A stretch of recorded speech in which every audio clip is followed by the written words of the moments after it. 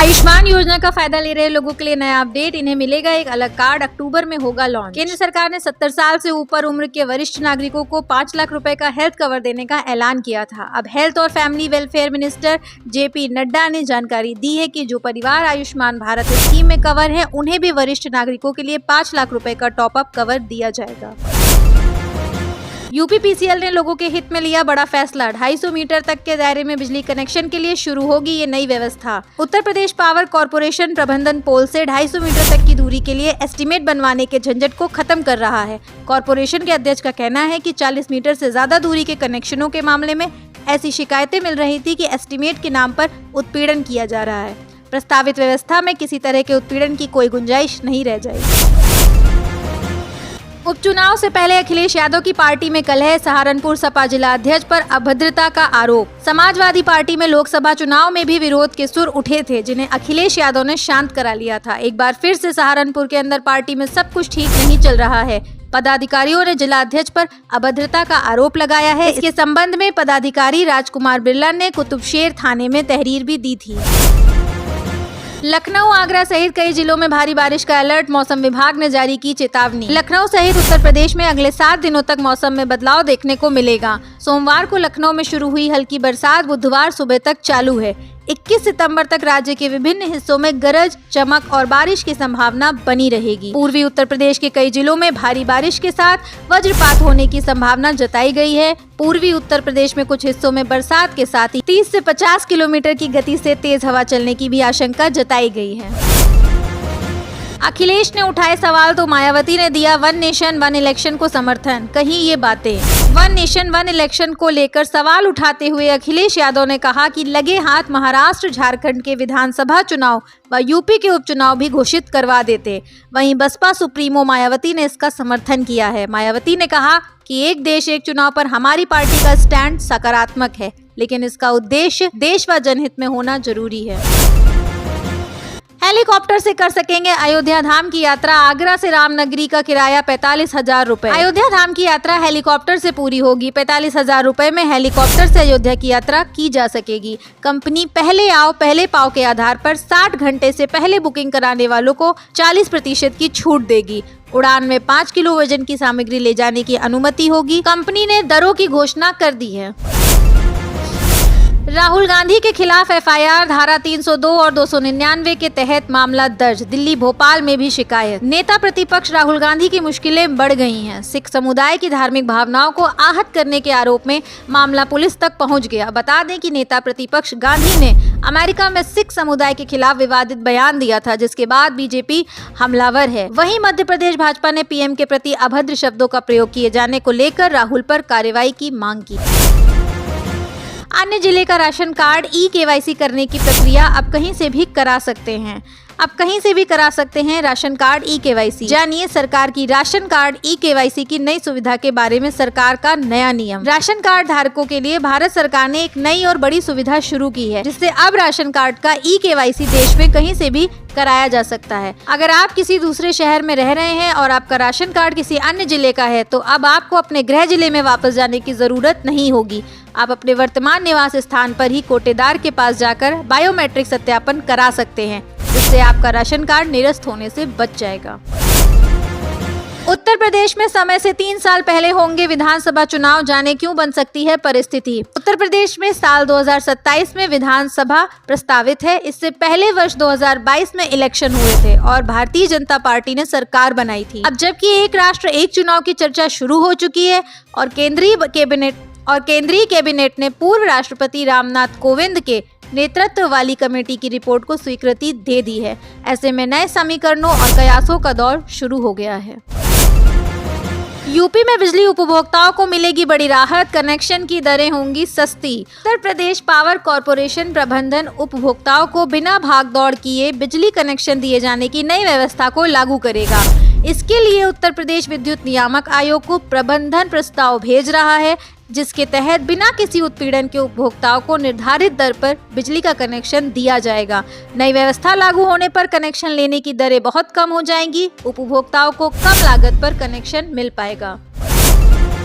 वाराणसी से चलेंगी festival special ट्रेनें, यात्रियों को सहूलियत। आगामी त्योहारों को लेकर रेलवे प्रशासन अलर्ट हो गया है। छपरा और गोंदिया के लिए त्योहार स्पेशल ट्रेन चलेंगी। वहीं वाराणसी से हरिद्वार और हावड़ा के लिए भी ट्रेन का संचालन किया जाएगा। इससे यात्रियों को सहूलियत होगी।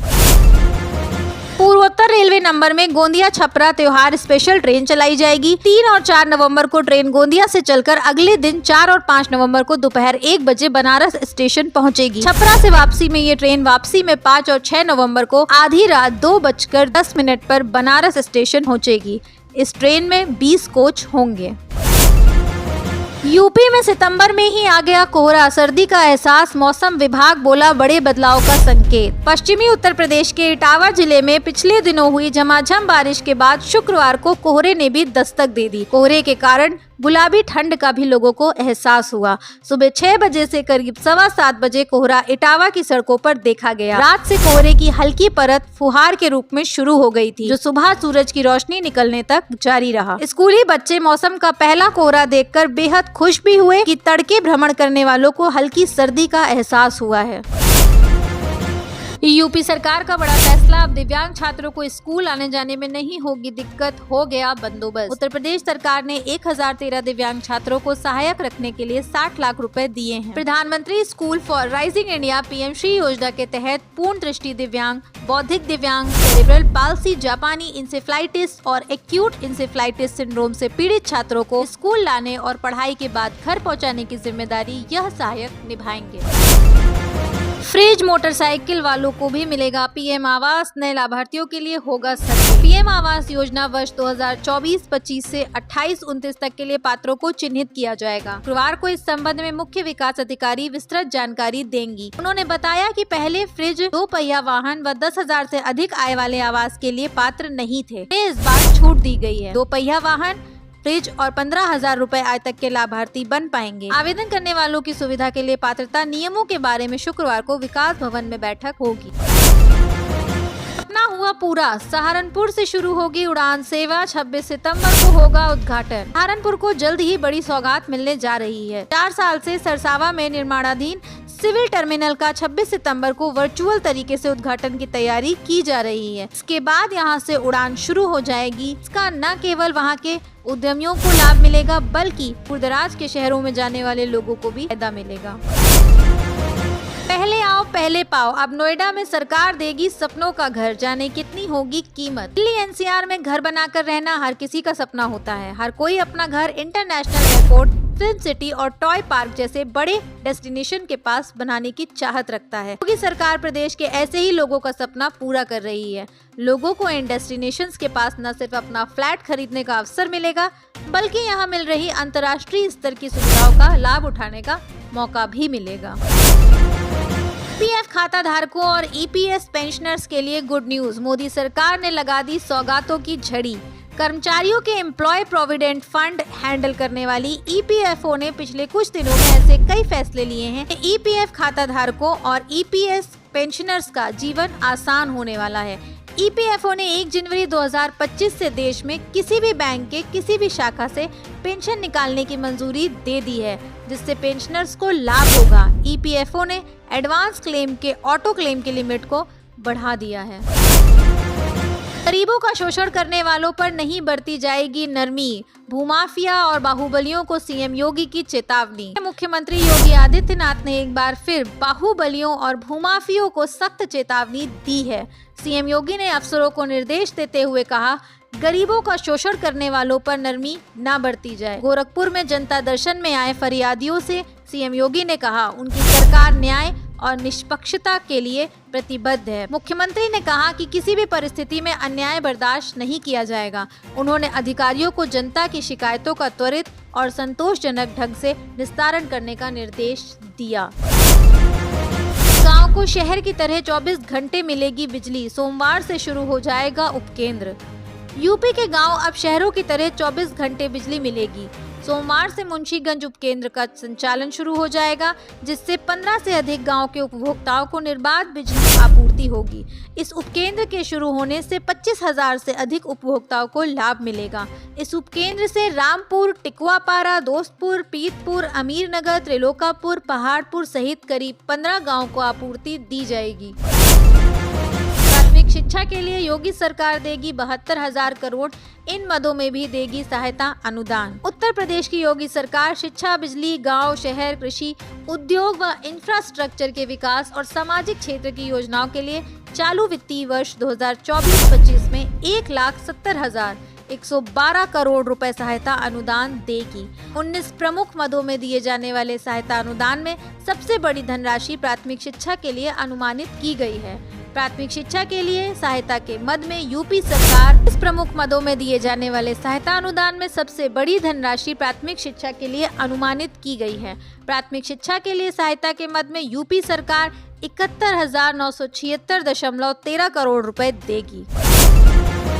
भारत, ऑस्ट्रेलिया, इजराइल मिलकर बढ़ाएंगे आम की उपज। सीएम योगी जेवर एयरपोर्ट के पास एक्सपोर्ट हब बनाने को तैयार। केंद्रीय उपोषण बागवानी संस्थान संबद्ध भारतीय कृषि अनुसंधान संस्थान रहमान खेड़ा में आम पर होने वाली संगोष्ठी national dialogue on mango improvement and strategies में भारत, ऑस्ट्रेलिया और इजराइल के प्रसिद्ध आम वैज्ञानिक, प्रजनक और जैव प्रौद्योगिकी के एक्सपर्ट्स आम की उत्पादकता और गुणवत्ता बनाए रखने के लिए भविष्य का रोड मैप तैयार करें। ये संगोष्ठी 21 सितंबर को होगी। इस पर सीएम योगी का खास फोकस होगा।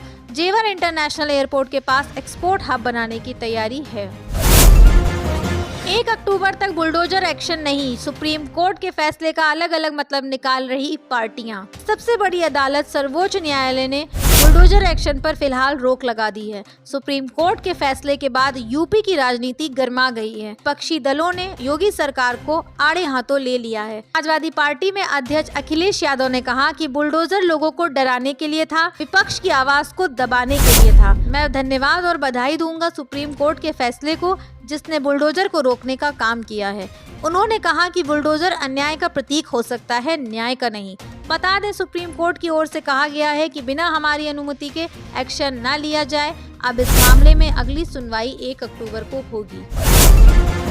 जारी होने वाले हैं यूपी पुलिस कांस्टेबल भर्ती परीक्षा के परिणाम, इतनी जा सकती है cut off. Uttar Pradesh police भर्ती एवं पदोन्नति बोर्ड ने यूपी पुलिस कांस्टेबल 2024 लिखित परीक्षा की आंसर की जारी कर दी है, जिसके बाद अब जल्द ही रिजल्ट भी जारी किया जाएगा। रिपोर्ट्स के अनुसार यूपी पुलिस भर्ती बोर्ड 21 से 24 सितंबर के बीच परिणामों की घोषणा कर सकता है। हालांकि बोर्ड की तरफ से आधिकारिक तारीख का जारी किया जाना बाकी है। तारीखों में यूपी पुलिस कांस्टेबल एग्जाम 2024 का आयोजन 23 अगस्त से 31 अगस्त के बीच किया गया था।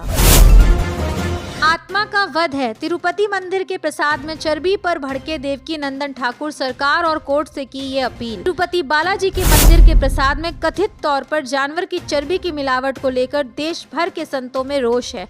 कथावाचक देवकी नंदन ठाकुर ने भी इसे लेकर विरोध जताया है। उन्होंने कहा, जो भी बातें सामने आ रही हैं वह दुखद हैं, आत्मा का वध करने जैसा है। आजाद देश में कोई सनातनियों की भावना से इतना बड़ा खिलवाड़ कर सकता है, वो भी सनातनियों के देश में, ये समझ से परे की बात है। उन्होंने भारत सरकार और सुप्रीम कोर्ट से अपील की है कि वे दोषियों के खिलाफ कार्रवाई करें और उन्हें कड़ी से कड़ी सजा दें। 23 सितंबर से नियमित चलेगी बनारस से आगरा वंदे भारत, पढ़ें पूरा शेड्यूल। पूर्वोत्तर रेलवे वाराणसी मंडल के जनसंपर्क अधिकारी अशोक कुमार ने बताया कि 20175 वंदे भारत ट्रेन बनारस स्टेशन से 3:20 बजे खुलेगी और 4:50 बजे प्रयागराज, 6:57 कानपुर सेंट्रल, 8:17 पर इटावा, 9:32 पे टूंडला होकर रात 10:20 पे आगरा कैंट पहुंचेगी। प्रधानमंत्री नरेंद्र मोदी के हाथों वर्चुअल लोकार्पित आगरा बनारस वंदे भारत ट्रेन 23 सितंबर से नियमित होगी। बुधवार को ट्रेन का नोटिफिकेशन जारी हो गया। 8 कोच की यह ट्रेन 7 घंटे में आगरा बनारस का सफर तय करेगी।